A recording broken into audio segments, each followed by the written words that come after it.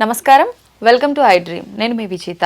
ప్రస్తుతం మనతో పాటు ఉన్నారు ప్రముఖ ఆధ్యాత్మికవేత్త డాక్టర్ అనంతలక్ష్మి అమ్మగారు. ఇప్పుడు అమ్మతో మాట్లాడి మన సందేహాలన్నింటినీ నివృత్తి చేసుకుందాం, మరిన్ని మంచి మంచి విషయాలు అడిగి తెలుసుకుందాం. అమ్మ నమస్కారం. అమ్మ నమస్తే అమ్మ. అమ్మ, భార్యాభర్తలు దాంపత్యం తర్వాత నిజంగా ఏమైనా నియమాలు ఉంటాయా పాటించాల్సినవి? చాలామంది ఆ తర్వాత వెంటనే బెడ్షీట్లు మార్చుకోవాలి, ఇల్లంతా శుభ్రపరచుకోవాలి, రకరకాల సందేహాలు ఉంటుంటాయమ్మా. అసలు నిజంగా ఎటువంటి నియమాలు పాటించాల్సి ఉంటుందమ్మా ఆ తర్వాత? వారు గనక ధర్మబద్ధంగా పెళ్లి చేసుకున్న భార్యాభర్తలైతే అది చాలా పవిత్రమైన కార్యమే గనక దానికి ఏమి అంతగా ఇల్లంతా శుభ్రం చేసుకోవాల్సిన పనేం లేదు. ఒకటి మంచి పనే కదా, రాబోయే తరాలని తయారు చేసేటటువంటి ఒక పవిత్రమైనటువంటి కార్యం అది. అది అందుకే ముందరే చెప్పారు, ధర్మబద్ధంగా వివాహం చేసుకున్న భార్యాభర్తలైతే అని. కాకపోతే దానంత చెత్త పని ఇంకోట్లేదు, అంతే కదా. అవునమ్మా. అలాంటిది దానికోసం ప్రత్యేకంగా దుప్పట్లవి మార్చాలా అంటే పరిస్థితులను బట్టి. ఎట్లాంటి పరిస్థితులు అంటే అందరూ వచ్చి మంచాల మీద కూర్చునేవాళ్ళు అలాంటివి ఉంటే ఇంకోళ్ళు దాని మీద కూర్చోకూడదు గనక ఆ మంచం మీద దుప్పట్లు మార్చుకోవాలి.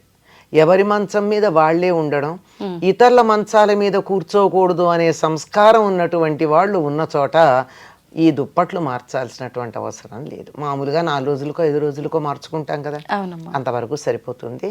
అంతేగాని ఇల్లు కడుక్కోవడం, అవన్నీ బెడ్షీట్స్ మార్చేయడం, ఇలాంటివన్నీ చేయాల్సినటువంటి పని ఏమీ లేదు, ధర్మంగా అయినట్టయితే. తర్వాత ఈ మంచం మీదే పిల్లలు వచ్చి పడుకుంటారు, ఫ్రెండ్స్ వచ్చి ఈ మంచాల మీదే కూర్చుంటారు. ఇప్పుడు అదో ఫ్యాషన్ అయిపోయింది కదా, పూర్వం ఉండేది కదా అది. అలాంటి ఉన్నప్పుడు మాత్రం మార్చుకోవాలి, లేకపోతే అక్కర్లేదమ్మా. తర్వాత ఆడవాళ్ళు తల స్నానం చెయ్యాలి, అలాంటివి ఏం లేవు. ముత్తైదువైనటువంటి స్త్రీ ఎప్పుడు పడితే అప్పుడు తల స్నానం చెయ్యకూడదు. ఎప్పుడు చేసినా అభ్యంగన స్నానమే చెయ్యాలి. అభ్యంగన స్నానం అంటే తలకి నూనె పెట్టుకుని కుంకుడుకాయో షీకాయో షాంపూనో పెట్టుకుని ఆ తలకున్న జిడ్డు వదిలించుకుని అభ్యంగన స్నానం చెయ్యాలి తప్ప ఊరికే టపీమని ఇట్లా నెత్తి నీళ్లు పోసుకోవడం అన్నది ముత్తైదువ భర్త జీవించి ఉన్న స్త్రీ చెయ్యకూడదు. అది చాలా అశుభం. అమ్మ, మరి ఇప్పుడు అలా మార్చాలి అయితే పురుషులు మాత్రం తప్పనిసరిగా తల స్నానం చేయాలి. ప్రతినిత్యం చేయాలమ్మా పురుషులు? ప్రతినిత్యం చేయాలి. అసలు మామూలుగా చేసేవాళ్ళు పూర్వం, అలా చేయకపోయినా నా జుట్టు పాడవుతుంది అనుకునేటటువంటి వాళ్ళు ఉన్నా ఈ సందర్భంలో మాత్రం తప్పనిసరిగా చేయాలి. ఓకే అమ్మా, అంటే ధర్మబద్ధంగా పెళ్ళైన భార్యాభర్తలు అయితే మార్చాల్సిన అవసరమే లేదని చెప్పారు. ప్రతినిత్యం ఇంట్లో దీపారాధన చేసే అలవాటు ఉన్న వాళ్ళు ఉంటారు. ఇలా మార్చకుండా ఉన్నప్పుడు ఇంట్లో దీపారాధన చేయడం బెడ్రూమ్ లో కదమ్మా. బెడ్రూమ్ పక్క మంచం ఎక్కడ ఉంటుంది, పడక గదిలో ఉంటుంది, వంటింట్లో ఉండదు. అంచేత అలాంటిది ఏం లేదు, తప్పేమీ లేదు. ఆడవాళ్ళు మాత్రం తల స్నానం చేయక్కర్లా. మగవాళ్ళు మాత్రం దీపం పెట్టాలన్నా పూజ చేయాలన్నా ఏం చేయాలన్నా తల స్నానం చేయాలి. ఓకే, తప్పనిసరిగా. అంటే ఆడవాళ్ళకి తప్పేమీ లేదు, స్నానం చేయాలి. ఓన్లీ స్నానం. ఎట్లాగో రాత్రి పడుకున్న బట్టలతో వంటింటోకే వెళ్ళాం సాధారణంగా. అవునమ్మా కదా. ఈ రోజుల్లో అయితే కుక్కర్ పెట్టి పళ్ళు తోముకునే వాళ్ళు ఉన్నారు అనుకోమ్మ, చాలా మంది కదా. అట్లా కాకుండా చాలా వరకు ఇప్పటికీ కాఫీ వరకు పాచి బట్టలతో అలవ్ చేస్తున్నారు, కాఫీ టీలు. అంతే. తర్వాత వంట దగ్గరికి వచ్చేటప్పటికి సాధారణంగా 190% మంది ఇంకా వంట చేయడం మాత్రం రాత్రి పడుకున్న బట్టలతో చెయ్యటం లేదు. చాలా మంది మార్పు వచ్చింది చాలా వరకు. ఓకే అమ్మా, ఎందుకని స్నానం చేసిన తర్వాతే వంట ఎందుకు చేయాలమ్మా? మనం పడుకున్నప్పుడు ఏమవుతుందమ్మా, బాగా మెటబాలిక్ యాక్టివిటీ ఎక్కువ ఉంటుంది. శరీరంలో ఉండే ప్రతి రంధ్రం నుంచి మలినాలు బయటకు వస్తాయి. కళ్ళు పళ్ళు ఇలాంటివన్నీ కడుక్కుంటాం కదా, కానీ ఈ రోమకూపాల్లోంచి కూడా స్వేదం బయటకు వస్తుంది. అవునమ్మా. అలాగే వెళ్ళి వంట చేస్తామా? ఆరోగ్యానికి మంచిదా? కాదు.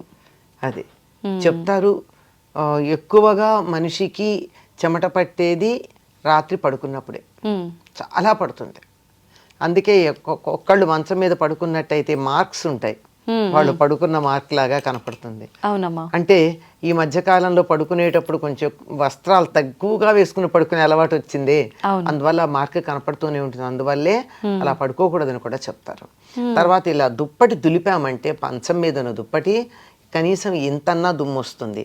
దుమ్ము ఏమిటంటే మన శరీరంలో నుంచి ఊడిపడినటువంటి పైన ఉన్నటువంటి సెల్స్ అన్ని డెడ్ సెల్స్. ఇలా ఉన్నటువంటి ఈ స్థితిలో అలా చేసిన దానికన్నా హాయిగా స్నానం చేస్తే అసలు ముందు మనసు హాయిగా ఉంటుంది, శరీరం హాయిగా ఉంటుంది, ఈ మాలిన్యాలన్నీ వదిలిపోయి హాయిగా ఉంటుంది. అలా హాయిగా అయిన మనసుతో వంట చేసినప్పుడు తిన్నవాళ్ళకు కూడా సుఖంగా ఉంటుంది. వంట కూడా రుచిగా ఉంటుందమ్మా.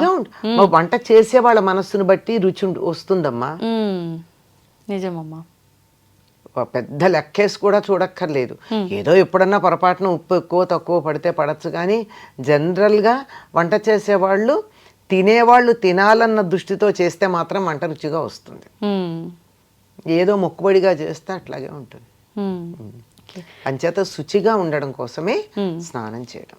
ఓకే అమ్మ, ఇప్పుడు ఆడవాళ్ళు తల స్నానం అవసరం లేదని చెప్పిర్రు, కానీ అనుకోకుండా మనం బయటికి వెళ్ళినప్పుడు ఎక్కడికో అంటే ఆధ్యాత్మిక పరంగా వెళ్ళాల్సిన సందర్భాలు ఉంటాయి, అట్లా అనుకోకుండా వెళ్ళాల్సి వస్తుంది, తెలియకుండా వెళ్ళిపోతుంటాం ఒక్కొక్కసారి.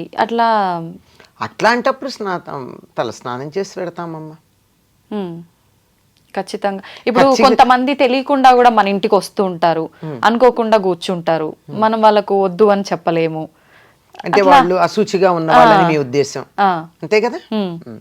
అట్లాంటప్పుడమ్మా అందుకేనమ్మా ఇళ్లల్లో పూర్వకాలం కుషన్స్ ఉన్న సోఫాలు వేసేవాళ్ళు కాదు.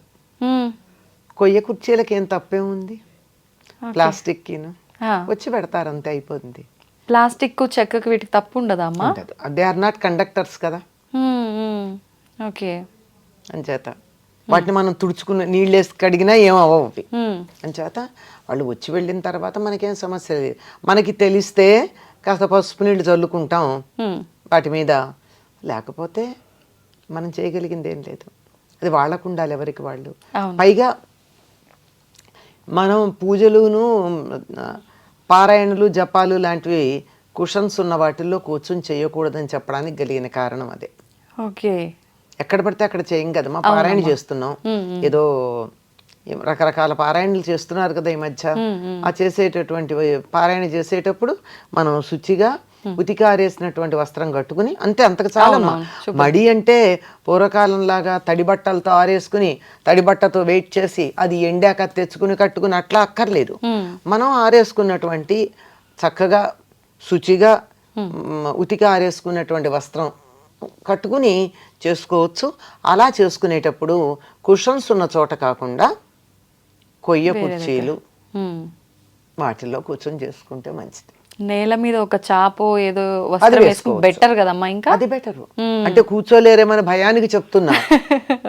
నేనైతే పీట మీద సౌకర్యం కల్పిస్తున్నారు. నేను పీట మీద కూర్చొని చేసుకుంటా పూజ గాని పారాయణలు గాని. కూర్చోగలిగితే దానంత ఉత్తమం లేదు. పైగా అలా కూర్చున్నట్టయితే బాస్పెట్టేసి కూర్చున్నట్టయితే ఆరోగ్యానికి కూడా మంచిది. సంతోషం అమ్మా. నిజంగా అసలు ఎలా అడగాలి ఈ క్వశ్చన్ అని కూడా ఆలోచించాను. నిజంగా రావాల్సిన ఇన్ఫర్మేషన్ అయితే అంత వచ్చేసిందమ్మా. ధన్యవాదాలు. నమస్తే అమ్మా.